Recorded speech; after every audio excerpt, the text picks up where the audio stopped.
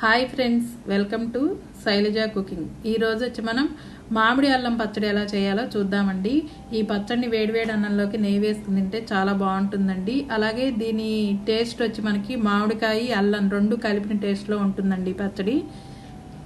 అలాగే ఈ అల్లాన్ని తుంపి చూస్తే మనకి మామిడికాయ వాసన అల్లం వాసన రెండు వస్తాయండి. ఇప్పుడు ఈ అల్లాన్ని పైన లైట్గా పీల్ చేసేసుకుని చిన్న చిన్న ముక్కలుగా కట్ చేసుకుని పెట్టుకుందామండి.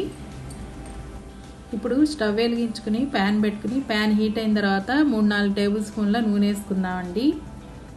నూనె కాగిన తర్వాత మినప్పప్పు 2 టేబుల్ స్పూన్లు వేసుకుందామండి. ఈ పచ్చడికి మినప్పప్పు కొంచెం వేసుకుంటే టేస్ట్ బాగుంటుందండి. అలాగే 1/2 స్పూను మెంతులను కూడా వేసుకుందామండి. తర్వాత 1/2 టేబుల్ స్పూను ఆవాల్ని, అలాగే 10 ఎండుమిరపకాయలు కూడా వేసుకుందామండి. ఎండుమిరపకాయలు వచ్చి మన తినే కారానికి తగ్గట్లుగా వేసుకుంటే సరిపోతుందండి. తర్వాత 2 చిటికలు ఇంగువను కూడా వేసేసుకుందాం. ఇప్పుడు వీటన్నిటిని వేయించేసుకుందామండి. నేను ఈ పచ్చడి చేయడానికి 50 గ్రాముల దాకా మామిడి అల్లాన్ని తీసుకున్నానండి. ఇదిగోండి, ఇట్లా మనకి తిరగమూత వేగిపోయిందండి. తిరగమూత వేగిన తర్వాత ముందుగా మనం కట్ చేసి పెట్టుకున్న మామిడి అల్లం ముక్కల్ని కూడా వేసుకుని వాటిని కూడా వేయించుకుందామండి. ఈ మామిడి అల్లం ముక్కలు వేసుకున్న తర్వాత 2 నిమిషాలు వేయించుకుంటే మనకి ఈ అల్లం ముక్కల్లో ఉండే పచ్చివాసన పోతుందండి. 2 నిమిషాలు వేయించుకుందాం. అల్లం ముక్కల్ని వేయించేసుకున్న తర్వాత చిన్న నిమ్మకాయ సైజ్ అంతా చింతపండుని కూడా వేసేసుకుందామండి. ఇప్పుడు చింతపండుని కూడా ఒక్క నిమిషం వేయించుకుందాం. ఇదిగోండి, ఇట్లా మనకి పోపు అంతా చక్కగా వేగిపోయిందండి. ఇప్పుడు స్టవ్ ఆఫ్ చేసేసుకుందాం. ఇప్పుడు ఈ పోపునంతా ఒక బౌల్లోకి తీసేసుకుందామండి.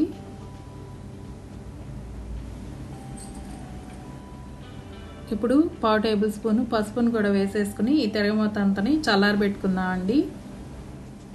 ఈ పోపు అంతా చల్లారిన తర్వాత మిక్సర్ జార్లోకి దీన్ని వేసేసుకుందామండి.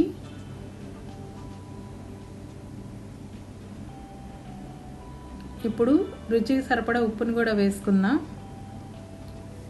ఉప్పు వేసుకున్న తర్వాత దీన్ని బ్లెండ్ చేసేసుకుందామండి. అంటే కచ్చాపచ్చగా బ్లెండ్ చేసుకుంటే పచ్చడి టేస్ట్ బాగుంటుందండి. Pulse button on and of చేసుకుంటూ పచ్చడిని పట్టుకుంటే సరిపోతుందండి. లేదు మనకి మెత్తగా పచ్చడి కావాలంటే కొంచెం నీళ్లు పోసుకుని మెత్తగా పట్టుకుంటే సరిపోతుందండి. ఇదిగోండి, ఇట్లా మనకి పచ్చడి రెడీ అయిపోయిందండి. దీన్ని ఒక బౌల్లోకి తీసేసుకుందాం. ఈ పచ్చడికి తిరగమూత పెట్టుకుందాం అండి. పచ్చడికి తిరగమూత పెట్టుకోకపోయినా టేస్ట్ బాగుంటుందండి, పెట్టుకుంటే ఇంకా టేస్ట్ బాగుంటుందండి. దానికోసమని స్టవ్ వెలిగించుకుని ప్యాన్ పెట్టుకుని ప్యాన్ హీట్ అయిన తర్వాత 5-6 టేబుల్ స్పూన్ల నూనె వేసుకుందామండి. నూనె కాగిన తర్వాత 1 స్పూను పచ్చిశనగపప్పు, 1/2 స్పూను మినప్పప్పు,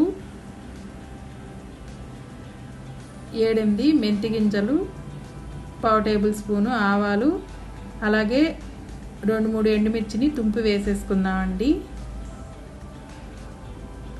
తర్వాత 2 చిటికలు ఇంగును కూడా వేసుకుని ఈ పోపునంతా వేయించేసుకుందామండి.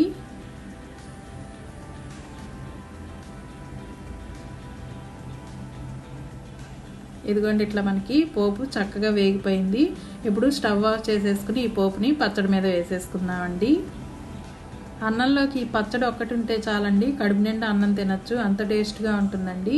అంతేనండి, మామిడి అల్లం రోటి పచ్చడి రెడీ అయిపోయింది.